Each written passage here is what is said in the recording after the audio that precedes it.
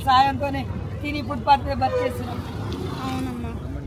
ఇల్లు లేక వాకిళ్ళు లేక భర్తలు లేక పిల్లలు ఇచ్చి పెట్టిన వాళ్ళు ఎవరు చూసేవాళ్ళు లేక తల్లిదండ్రులు లేక ఆస్తి లేక అనాథలాగా చాలా కష్టాలు పడే వాళ్ళు ఉన్నాం.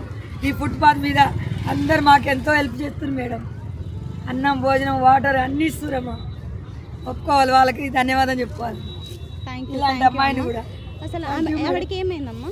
ఈ అమ్మాయి మంచిగా ఉంది కానీ కొంచెం హెల్త్ కండిషన్ బాగాలేదు. హెల్త్ కండిషన్ బాగాలేదు. నాకు కూడా చేయి బాగాలేదు, వికలాంగురాలు. ఎక్కడ, ఏ ఊరు మీది? మాది తొర్రూరు కానీ మేడం. ఇక్కడే ఫుడ్ కోసం ఇక్కడే ఉంటుంది.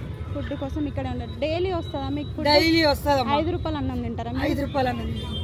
అవునా. ఇల్లు వాకిలు లేక నాకు చెట్టు అంత కొడుకు జరిగిపోయిండు అమ్మ మొన్న సంవత్సరం కింద. అబ్బాయి 22 సంవత్సరాల అబ్బాయి చనిపోయిండు. ఏమైంది నీ చేతులకు? అసలు నా చేతిలో చిన్నప్పుడు స్కూల్కి పోతే మేడం మెడల మీద కొట్టింది. అప్పుడు కాళ్ళు చేతులు చచ్చుపడిపోయినాయండి. అయితే మాకు ఉండటానికి ఇల్లు లేదు మేడం. మేము ఎన్నోసార్లు పెట్టుకున్నాం కానీ సారు సీఎంగా దిగిపోయిన సార్ ఉండే కదా, చాలాసార్లు పెట్టినాం కానీ ఆ సార్ మాకేం హెల్ప్ చేయలేకపోయిందమ్మా. ఇప్పుడు చాలా మందికి హెల్ప్ చేసింది కానీ మా దాకా రాలే మేడం. తొర్రూరుకు రాలే. తొర్రూరుకు రాలేదా? మీ తొర్రూరుకి ఇప్పుడు ఝాన్సీ ఉన్నది కదా, ఝాన్సీ మేడం ఉన్నది. రేవంత్ రెడ్డి సార్ వచ్చారు కదా, మాకేమైనా హెల్ప్ చేస్తే మేడం. తప్పకుండా మీలాంటి మాకు తలదాసుకోవడానికి కొంచెం ప్లేస్ ఉంటే చాలు. మీది ఎవరు? తొర్రూరు అన్నారు. తొర్రూరు మేడం.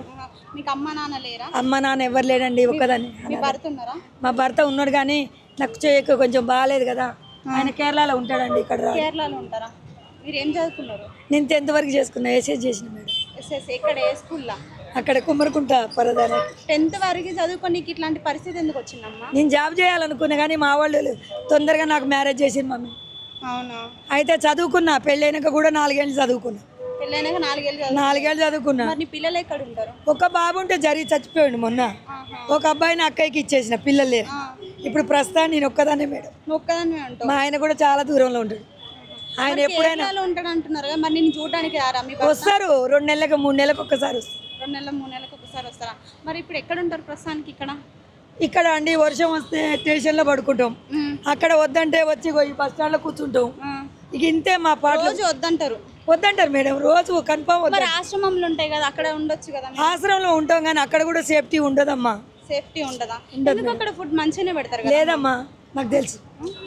ఆల్రెడీ మీరు ఉన్నారా? మా పేరు చెప్పుకొని ఉన్నా, నేను కొద్ది రోజులు ఉన్నా. అక్కడ ఉన్న గీతా ఆశ్రమం అని ఇక్కడ జగ్గపేట దగ్గర ఉన్నా మేడం. అంత ఎక్కువగా వాళ్ళు కూడా ఏం తీసుకోలేరు. మనకి గవర్నమెంట్ మెడిసిన్ పడవు. మరి మనం రెగ్యులర్గా వాడుకునే గోళీలు నాకు చాలా ఉన్నాయి. ఒక 5 రోజులకి నాకు వచ్చి ఎంత వస్తుంది అంటే ఒక 1000 రూపాయల ఏవో వస్తాయి.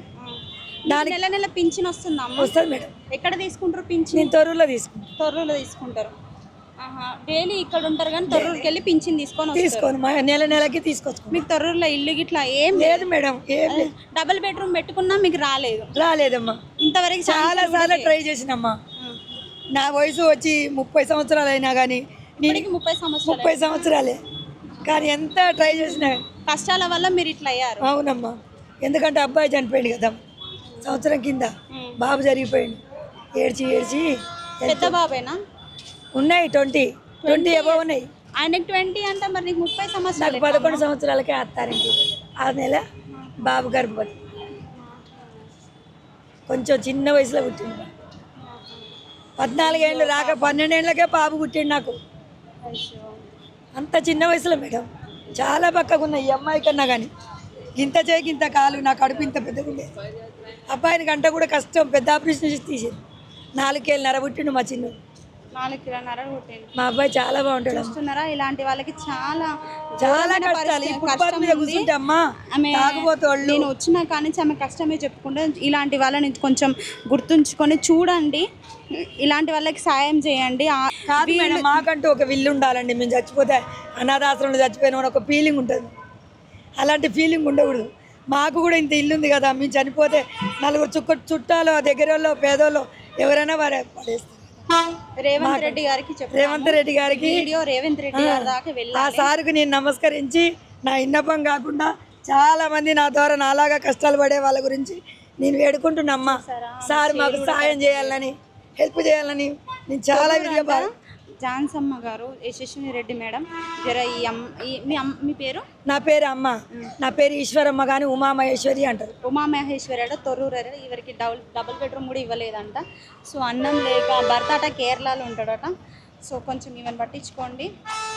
వీళ్ళ కొడుకు కూడా చనిపోయిండు, ఈవిడ ఒక్కరే ఉంటున్నారు, పేరెంట్స్ కూడా పట్టించుకుంటలేదు, అక్క చెల్లెలు పట్టించుకుంటలేరు.